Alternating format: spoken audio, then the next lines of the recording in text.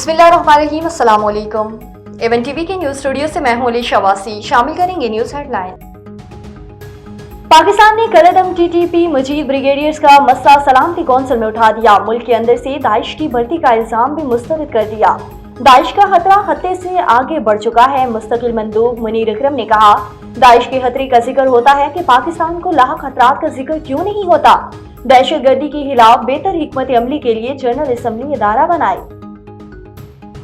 Donald Trump की गजा जंगबंदी मुआहिदा खत्म करने की धमकी, हफ्ते तक यरगमाल रिहा न हुए तो मुआहिदे की मनसूखी का ऐलान कर दिया जाएगा। उर्दन और मिस्र ने फलस्तीनियों को नहीं बसाया तो इमदाद बंद कर दूंगा। उम्मीद है उर्दन पनाह गजीनों को बसाने पर राजी हो जाएगा।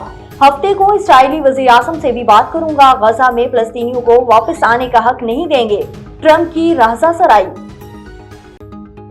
इसराइल की मुसलसल खिलाफवर्जियां, जंगबंदी मुआहिदा खतरे में। हमास का इसराइली यरगमालियों के रिहाई मुअख्खर करने का ऐलान इसराइली फलस्तीनियों की वापसी में रुकावट डाल रहा है। फैसला इसराइल को पाबंद करने के लिए किया गया। हमास के ऐलान के बाद इसराइल में हाई अलर्ट। इसराइली वजीर दिफा का फौज को तैयार रहने का हुक्म। मौशी इस्तेहकाम का सफर जारी। शरह सूद में कमी, बरामदात में इजाफा। IMF प्रोग्राम के बाद मैक्रो इकनॉमिक इस्तेहकाम आ गया। दुबई में वजीर आज़म की पाकिस्तानी कारोबारी शख्सियात सरमायाकारी से गुफ्तगू। कहा, मौशी तरक्की के इशारे बेहतर हो रहे हैं।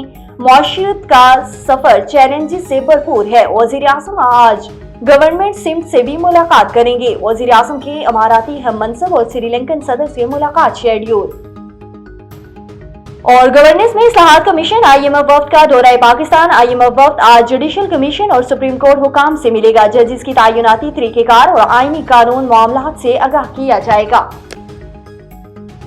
न्यूज स्टूडियो से फिलहाल के लिए इतना ही। मजीद खबरों और अपडेट्स के लिए देखते रहिए A1 TV। A1 TV, सब पे नजर, अंदर की खबर।